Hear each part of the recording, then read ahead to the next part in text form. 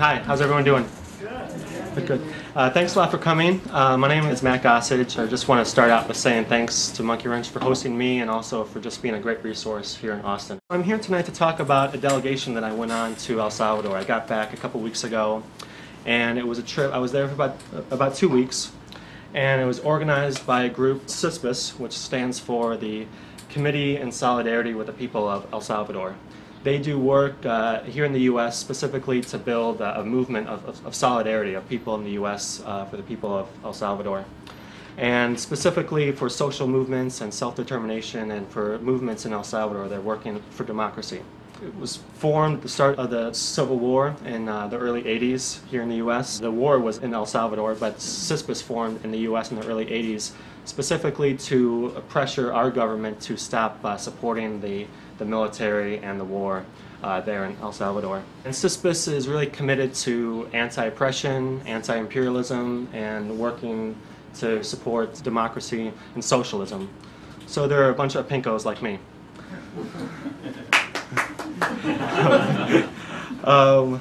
So I went without knowing a lot about El Salvador. My friend and roommate Ellie, she is from there, and she used to work for CISPES, and she encouraged me to go and said I would learn a lot and really gain a lot from the delegation. I got back a couple weeks ago, and it was about a week and a half trip. I was there for about 2 weeks, but the delegation was about a week and a half. And it was really like a whirlwind tour of the country, visiting lots of different groups, lots of amazing meetings, both with government ministries and as well as kind of grassroots organizations too, that are doing really amazing work. For those of you who don't know me, I live here in Austin. I like to make videos and films. I like to use those for kind of organizing tools, and also just to kind of tell stories about people that are doing amazing work here in Austin for social justice. My own political and activist life, I've always been really interested in Latin American politics, and I was really excited to go to El Salvador. I volunteer with groups here in Austin working on immigrant rights and to end immigrant detention. And the past 4 years of that work, I've really began to understand how international solidarity, how important that is, and really and fundamental to the work that I do here. Because these are global issues, and these politics are connected across countries. And the struggles in El Salvador, they're different in some ways, but really they're the same struggles that are going on here in Austin and across the U.S. So I went to learn about some of the movements that are going on in El Salvador, and also to see how I could learn from what's going on there and the work that I do here in Austin. It was really well organized, and really was great to have it be organized by CISPES, which has a 30-year relationship with a lot of different movements in El Salvador. And it was great to kind of have that access during the delegation to not only ministries and the government, but like I said before, a lot of other great organizing groups. El Salvador is a really exciting country, and a lot of really exciting things going on there. After 12 years of the Civil War, the former leftist group, the former leftist guerrilla front, is now a legal political party and won the presidency in 2009 and has a near majority in the government, which is the FMLN, which in English stands for the Farabundo Martí National Liberation Front. Mauricio Funes is now the president, and he is a member of the FMLN party, and it's the first leftist president in the history of El Salvador, and now this is the first leftist government in the history of the country. The party, Farabundo Martí National Liberation Front, is named after a grassroots indigenous leader from the 1930s that was executed after a peasant rebellion in the 30s. But it's now part of the government, and it's implementing a lot of really exciting programs. It's working to ensure equality of genders in the government. These changes didn't come out of nowhere. It's a result of decades of hard work and organizing and struggles, and unfortunately a lot of sacrifices of many lives. However, because this movement is challenging the corrupt authority of the past 400 years, the elite in the country, the right wing, the corporate powers, which are trying to stop and discredit and dismantle these progresses and these changes that are happening in the country. These changes are setting precedents not just in El Salvador, but really in the world. All these changes are very dangerous to the people in power that own most of the land, the businesses, and the weapons in El Salvador, and also to the multinational companies that have been enjoying the status quo there for a long time. El Salvador has been victim to imperialism and colonialism since its founding. The power structure has really not changed a lot in the past 400 years. From when there was forced indigo production in the 1500s to now the maquiladoras that are operating in 2011. Resources and money leave El Salvador and mostly to U.S. and North American and European countries, and not much comes in. And the majority of people in El Salvador live in poverty with very low wages for their labor. In the late 1970s, the government and army in El Salvador really intensified the repression of activists, political opponents, union organizers, journalists, priests, nuns, scary people who believe that we need to take care of people and not let people starve, allow people to be able to participate in the government and even criticize the government. And the war started in 1980, and 5 different leftist parties formed a coalition and a united front, which became the FMLN. These 5 groups had their own tactics, political analysis, strategies, and beliefs. But when the war started, they formed and have stayed together. And they survived 12 years of civil war and 30 years of oppression. And now they're holding the presidency and almost a near majority in the government. And it kind of blew my mind when I was down there. Not only a coalition like that surviving, but actually growing stronger. And not only that they stayed unified, but that even there are 5 leftist political parties in a country. And the war lasted 12 years. The U.S. invested $1 million a day into the war, really to support the right-wing government and army. It was Reagan's belief, he referred to it as the line in the sand during the 1980s, of this fear that communism would sweep across the border. Some peace activists during the 1980s kind of referred to El Salvador as Spanish for Vietnam. The war did just begin at that time, just 5 years after the Vietnam War ended. And again, it was the U.S. supporting a war against a poor peasant army. But despite the Pentagon and Ronald Reagan, a peace accord was signed in 1992 after over 70,000 people were killed. And this peace accord brought economic, land, and human rights reforms into the country. It'd be disingenuous to say that there's been peace since then, but the armed conflict is over. But the same neoliberal policies and economic policies that were in place during the war and helped cause the war still been in place, and the exploitation of El Salvador by corporate interests has stayed, from privatization of government industries to free trade agreements to converting the currency to the US dollar to international loans from the IMF and the World Bank. They've all been used to make El Salvador subservient to foreign powers. And the result of all those has been a disaster for the people living there. Poverty and environmental destruction have remained. The struggle of the FMLN has continued. Violence and gangs are kind of some of the first thing most people in the U.S. think of when they think of El Salvador. My parents and friends asked me, if they thought I would be safe on this delegation, and to my friends, I told them, I trusted the group that organized this, and I felt very safe, which was true. And to my mom, I lied and said that the violence had ended. But I never felt in danger during my trip. It's true, I have the privilege of having white skin and having a birth certificate which says I'm from the U.S., which funds the right wing in the country and the elite power in El Salvador, but the violence is still very real in the country, especially for people living there in poverty. Despite all the violence and, despite what we hear here in the U.S., almost everyone I met there mentioned that the violence was real, but that it's really being distorted by the media. The left-wing party is in power now, and most of the media is owned still by the right-wing and corporate powers. And an election is coming up next year, and it's very useful for certain people in power to make the people afraid.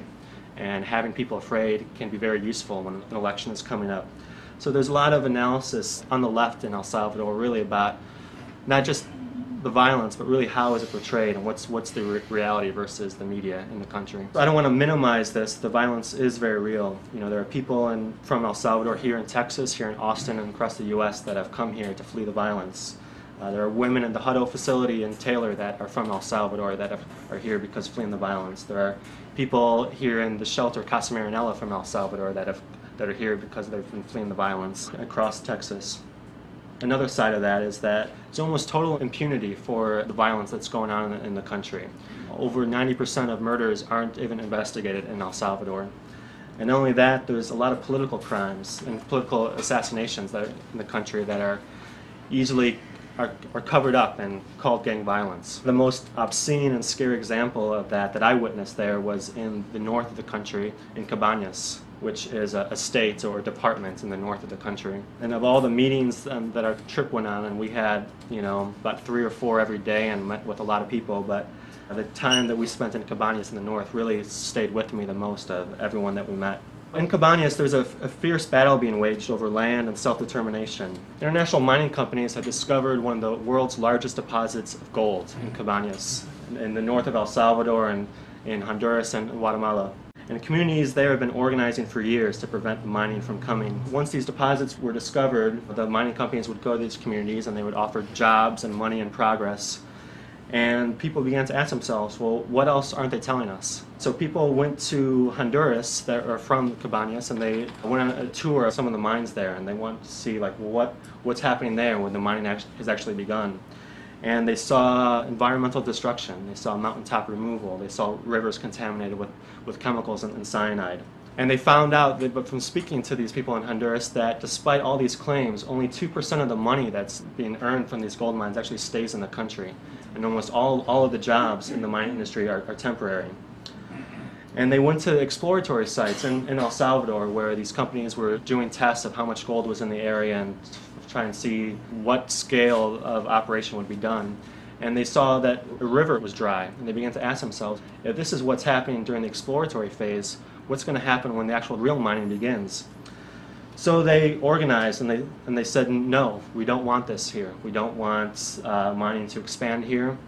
And this was even before the left was in power, and the communities organized so strongly that even the right-wing government was forced to say, no, we're not going to grant these mining permits. Since then, a national movement has really been formed, and a new law is being proposed that actually would ban all metallic mining in the country. This is a first not only in El Salvador, but the world. This would be the first country that would ban all mining. But a lot of people are against this. A lot of people can make a lot of money off of gold. Those of you who don't know, gold is at an all-time high. It's right now it's over $1,500 for 1 ounce.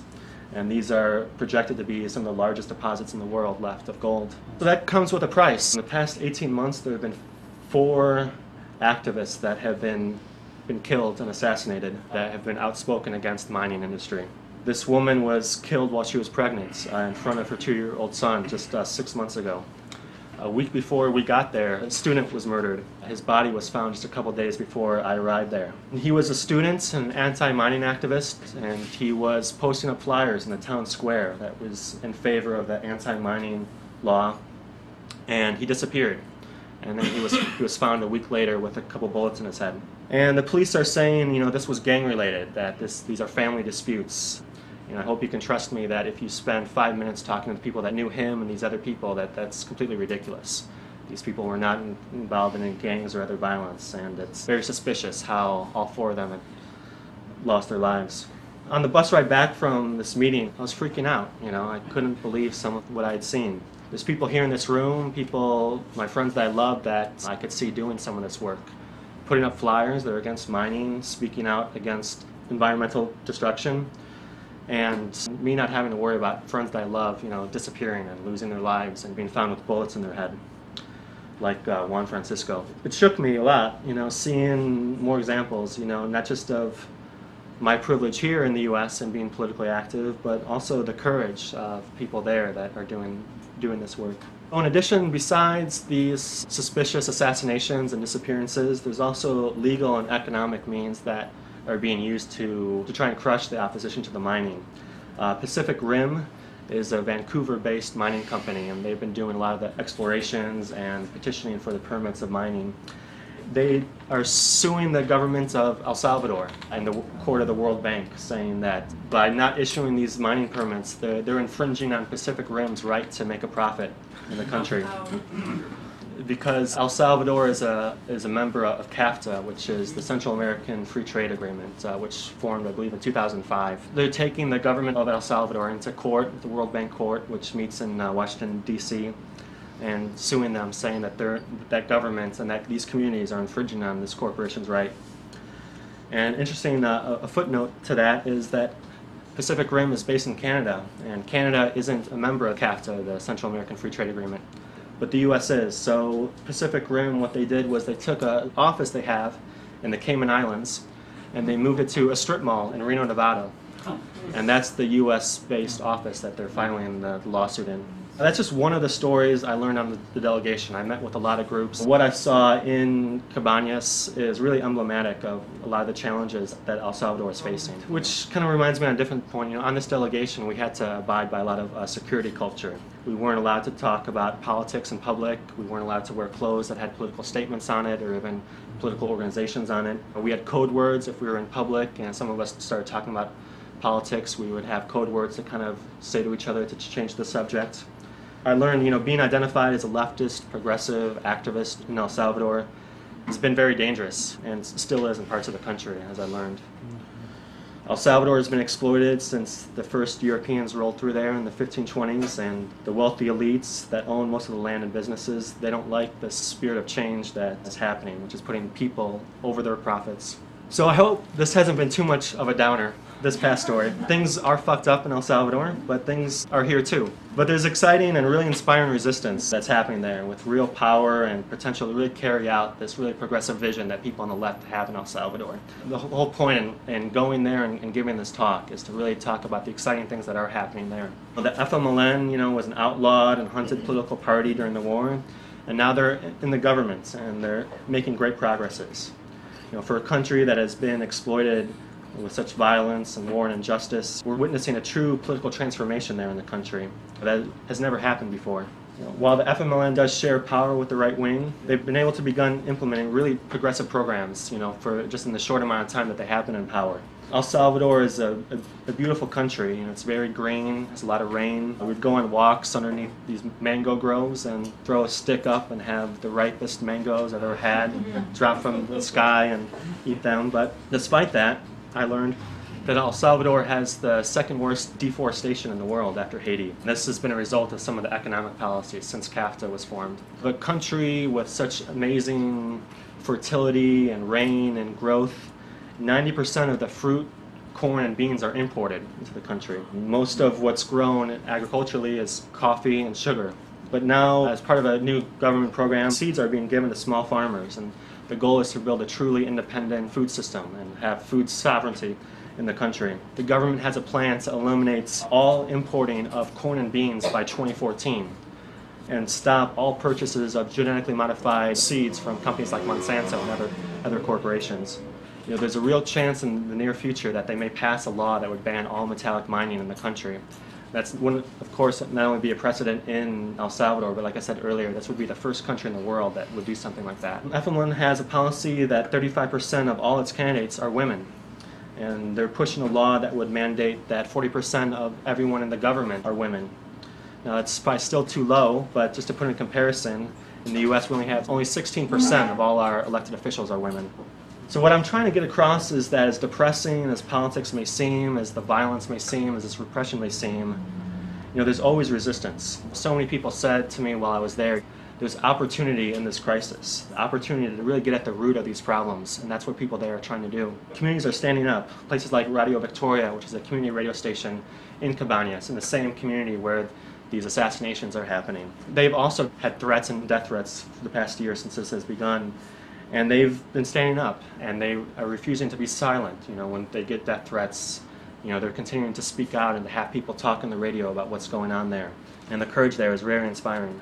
So there are solutions to these struggles in El Salvador and here. I believe it's organized resistance. It's not perfect and it's not easy, but I've witnessed there that really grassroots and mass organizing for a community's self-determination is possible, and it can win. The struggles there, I see, are the same struggles here. The same interests that are trying to privatize the U.S. are trying to privatize El Salvador. The same interests that are cutting our Social Security, our Medicare, are cutting the ethnic studies at UT, are trying to criminalize immigrants and the poor in this country, are the same forces that are at work in El Salvador trying to privatize that country and continue to exploit the people and extracting its resources, and keeping the country under the thumb of these multinational corporations.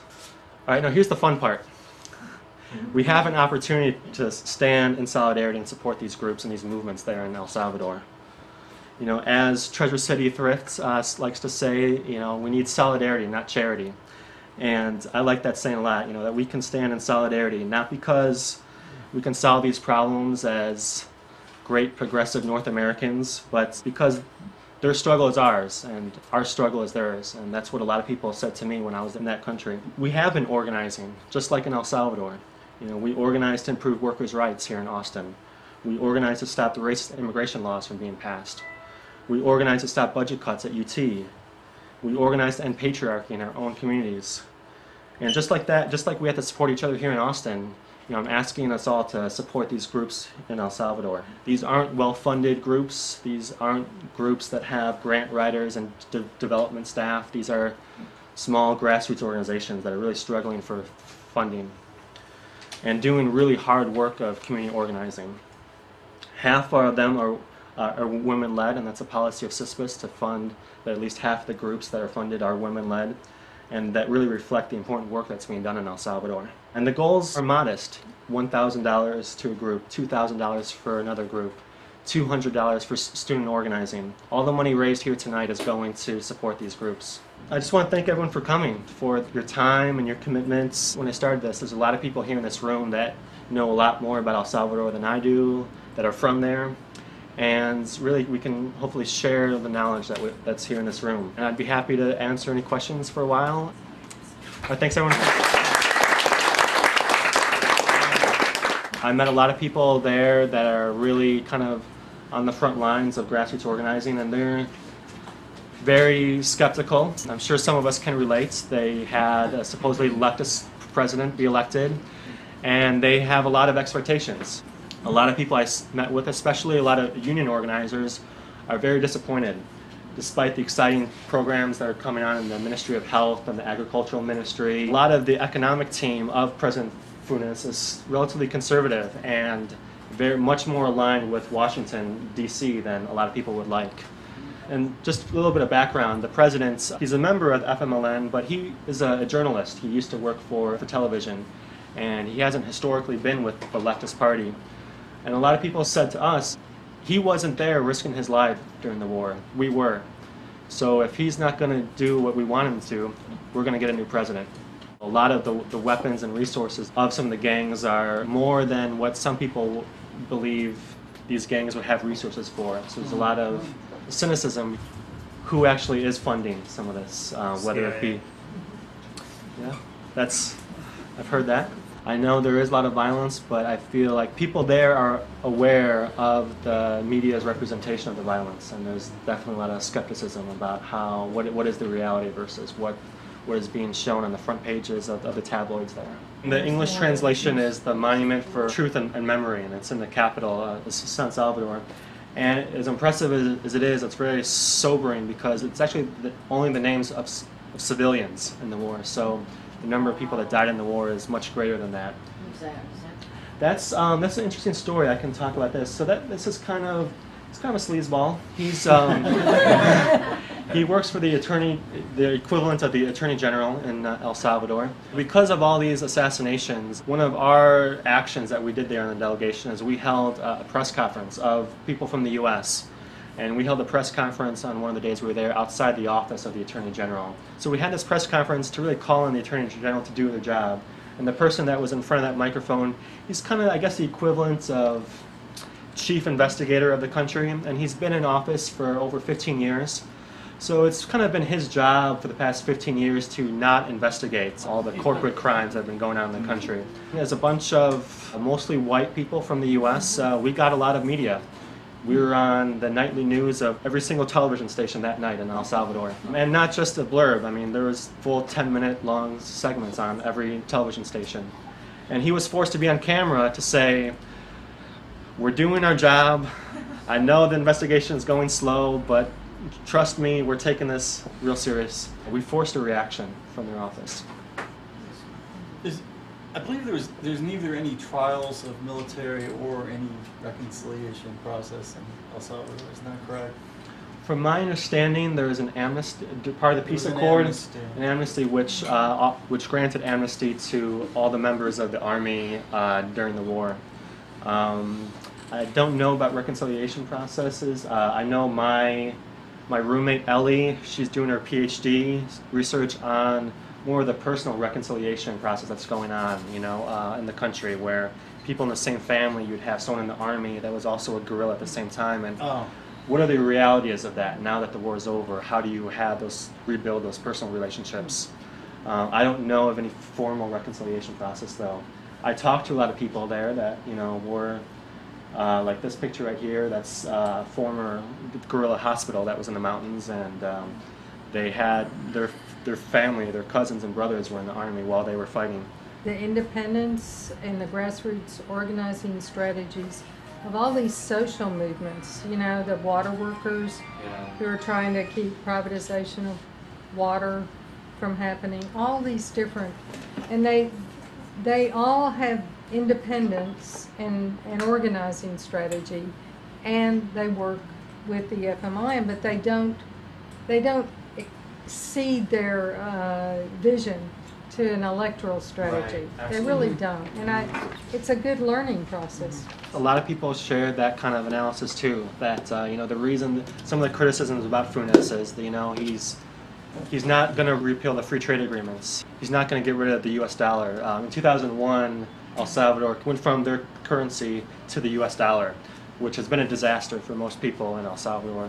Inflation in the past 10 years has been almost 300%, and wages have fallen, in fact, since we went to the dollar. So, a lot of people are really frustrated about his economic policies, and see it.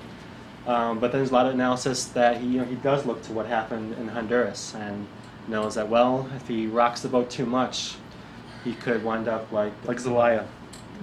There are opportunities for delegations involving international solidarity very close to home. You can go on a delegation to the Mexican border. I like that phrase. You were mentioning Treasure City Thrift, but it's also a slogan of Austin Tan Cerca de la Frontera, just solidarity, not charity. The delegations go 4 times a year to the Mexican border. Tan Cerca has a solidarity relationship with the Comité Fronterizo de Obreros, the Border Committee of Workers, which is a women-led organization started by women. And if you go on one of these trips, it's just a long weekend, it's just Friday, Saturday, Sunday, meet with the CFO, also with workers, the maquiladora workers at the border, and you'll see all the different kinds of fascinating, different kinds of organizing that the CFO does, including, from my perspective as a trade union activist, really, really interesting to see the very courageous work that workers are doing in one area to challenge the corrupt official unions, and in another area to establish a local of an independent union. Very, very dangerous work to be doing. The next election is in March. It's not a presidential election. It's what's known as a municipal and departmental election. Departments are like the equivalent of states in El Salvador. That's in March. The next presidential election is in 2013. And, I don't know how it's being organized in terms, but I know that people in El Salvador would really like a lot of observers for the election next year, because they don't think, because it's not a presidential election, they won't maybe get a lot of the same attention. And as far as the expectations, it's a year away, and there are billboards and television commercials when I was there everywhere about the election. The FMLN is actively campaigning for it, so is the right wing. So it's going to be a very important election. The Arena Party is the right-wing political party. They were in power until 2009. They're the political party. From 89 to 2009, so we're talking about 20 years. People were stopping, people who were coming in to vote illegally, that kind of thing. So there was a lot of community action just to stop things. One of our delegation members saw someone stuffing ballots into their pants and took pictures, and people were really all over the 2009 election trying to keep it fair. The EU was there. Thank you for speaking up, because as I said, when you mentioned that you've been there as an election observer, I was really curious what you saw. Well, there were thousands of election observers from the EU and from the OAS, and so it was, but you're right, it won't happen this next time because it's not presidential. It won't get the same amount of attention. La bailan los de Cabaña, la bailan los de La Paz, la bailan en San Vicente, la rica cumbia de Salvador, oye. la bailan en Santa Tecla, también en San Salvador. La bailan los chalatecos, la rica cumbia del Salvador. Venga, venga.